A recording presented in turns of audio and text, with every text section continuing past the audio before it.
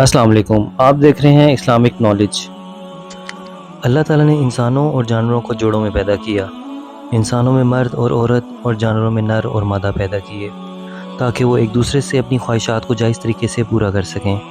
لیکن قوم لوط، جنہوں نے ایسی برائی کو ایجاد کیا جو ان سے پہلے دنیا میں کسی قوم نے نہ کیا تھا، ایسی بدکاری جس کی مثال تاریخ میں کہیں نہیں ملتی، اس قوم نے ایسا کیا کام کیا تھا اور ان کا کیا انجام ہوا؟ حضرت لوط اللہ کے ایک برگزیدہ نبی تھے۔ آپ کے والد کا نام حران تھا۔ آپ کی پیدائش عراق کے قدیم شہر ہور میں ہوئی تھی۔ اس شہر میں ابراہیم علیہ السلام کا مسکن تھا۔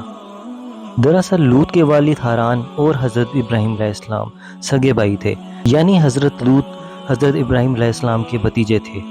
حضرت لوط علیہ السلام اہل سدوم کی رہنمائی کے لیے نبوت کے منصب پر فائز ہوئے۔ سدوم کے آس پاس 5 نہایت ہی خوبصورت شہر آباد تھے، جن میں سے ہر ایک کی آبادی 1 لاکھ سے زیادہ تھی۔ یہ علاقے نہایت سرسبز اور شاداب اور قدرت کی فیاضی حسین شاہکار تھے۔ یہاں باغات کی کثرت تھی۔ لہلہاتی کھیتیاں یہاں کی ضروریات سے کئی زیادہ تھیں۔ اردون، شام اور اسرائیل کے درمیان بسا ہوا یہ علاقہ نہایت ہی زرخیز تھا۔ وہاں طرح طرح کے اناج، پھل، میوے بکثرت پیدا ہوتے تھے۔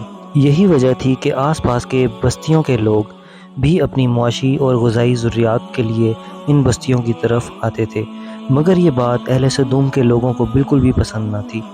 ان کے خیال میں ان کی بستیوں میں پیدا ہونے والے پھلوں، اناجوں اور سبزیوں پر صرف ان کا ہی حق تھا۔ وہ نہیں چاہتے تھے کہ دوسرے علاقے کے لوگ ان کی بستیوں میں آئیں۔ ایک دن سدوم کے لوگ اس بات پر غور و فکر کر رہے تھے کہ باہر سے آنے والے لوگوں کو یہاں آنے سے کیسے روکیں۔ اتنے میں ابلیس ایک بزرگ کی شکل میں ان کی محفل میں آیا اور کہا، اگر تم ان سے پیچھا چھڑانا چاہتے ہو تو میرے کہے پہ عمل کرو۔ اس بزرگ کی بات سب نے بہت توجہ سے سنی۔ ابلیس نے کہا، میں کل بتاؤں گا۔ دوسرے دن ابلیس ایک خوبصورت جوان لڑکے کی شکل میں آیا اور انہیں اپنی عورتوں کے بجائے مردوں کے ساتھ فعل بد کرنا سکھایا۔ ابلیس نے کہا کہ اگر تم ان بستیوں کے لوگوں سے نجات چاہتے ہو تو ایسا کرو کہ جب بھی کوئی تمہارے علاقے میں آئے تو تم اس کے ساتھ زبردستی اپنی خواہش پوری کرو۔ اگر تم ایسا کرو گے تو وہ لوگ تمہاری بستی میں آنا چھوڑ دیں گے۔ اپنی نفسیاتی خواہشات کے لیے مردوں سے بدفعلی اس قوم کا دستور بن گیا تھا۔ یہاں بے حیائی عام ہو گئی تھی۔ حکمران، سردار، ہر طبقے کے گھر گھر میں یہ عمل پھیل گیا تھا۔ بڑی محفل میں اس فحاشی کے کام کو کر کے خوش ہوتے تھے۔ کوئی بھی محفل اس کام کے بغیر ادھوری سمجھی جاتی تھی۔ خاص کر مسافروں میں کوئی خوبصورت لڑکا ہوتا تو یہ اس کو اپنا شکار بنا لیتے تھے۔ اہل سدوم کے لوگ بہت ظالم اور دھوکے باز ہو گئے تھے۔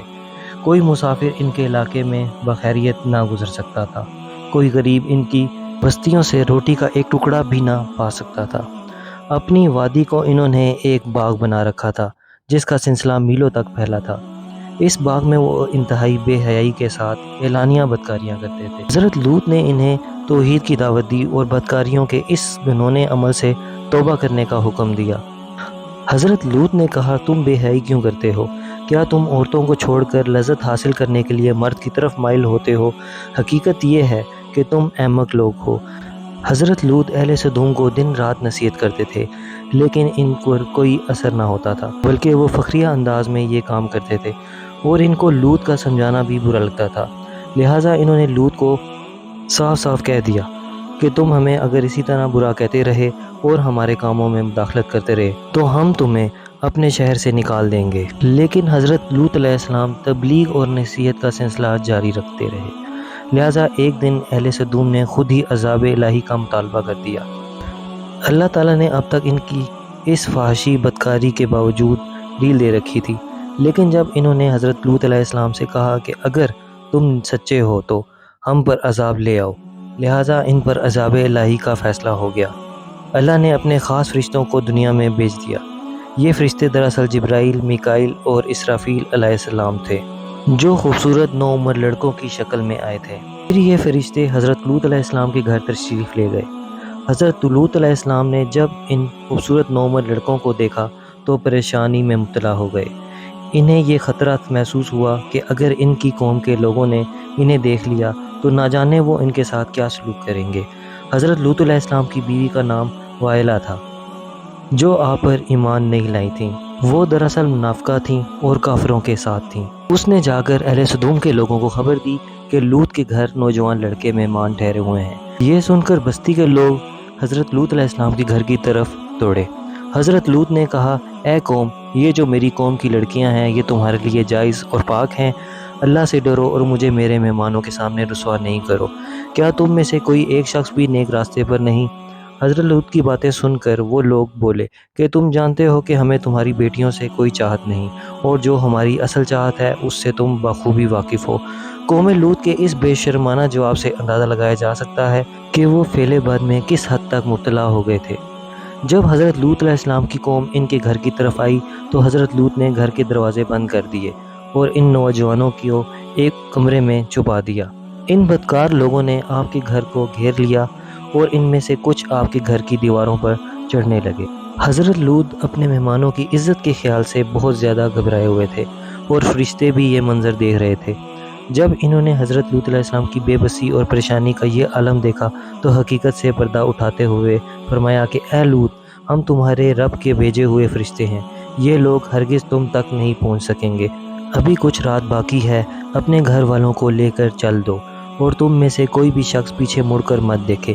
اہل سدوم لوط علیہ السلام کے گھر کا دروازہ توڑنے پر بضد تھے، لہٰذا حضرت جبرائیل علیہ السلام نے گھر سے باہر نکل کر اپنے پر کا ایک کونا ان پر پھیرا، جس سے ان کی آنکھوں کے ڈیلے باہر آ گئے۔ یہ خاص عذاب ان لوگوں پر بھیجا جو حضرت لوط علیہ السلام کے پاس بد نیتی سے آئے تھے۔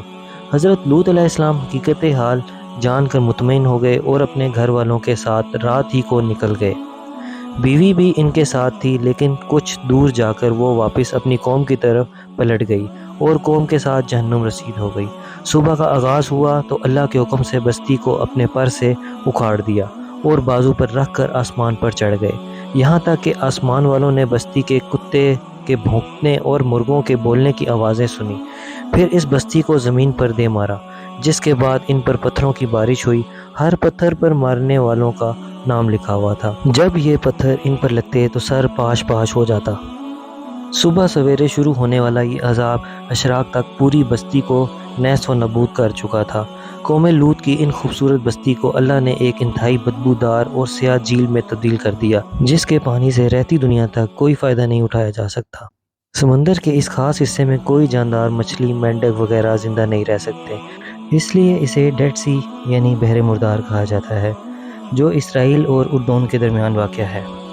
اہل سدوم جن کو پتھر بنا دیا گیا تھا، ابھی تک ان کے بت بحر مردار کے پاس موجود ہیں، جو تا قیامت لوگوں کے لیے ایک عبرت ہے۔ دوستو، آج کے دور میں مغربی ملکوں میں اس فحاشی بدکاری کو لیگل قرار دیا ہوا ہے اور اس کو فروغ دینے کے لیے بہت سے اقدامات کیے جا رہے ہیں اور ہم جنس پرستی کو عام کیا جا رہا ہے۔ آج کے دور کی قومیں ہر وہ کام کر رہی ہیں جن کی وجہ سے پچھلی قوموں کو صفائے ہستی سے مٹا دیا گیا تھا۔ اللہ پاک ہم سب کو ایسی بے حیائی اور معاشرے میں پھیلی تمام برائیوں سے بچائے رکھے، آمین ثم آمین۔ دوستو، امید ہے کہ آپ کو یہ ویڈیو پسند آئی ہوگی۔ اگلی ویڈیو کے ساتھ بہت جلد حاضر ہوں گا، تب تک کے لیے اللہ حافظ۔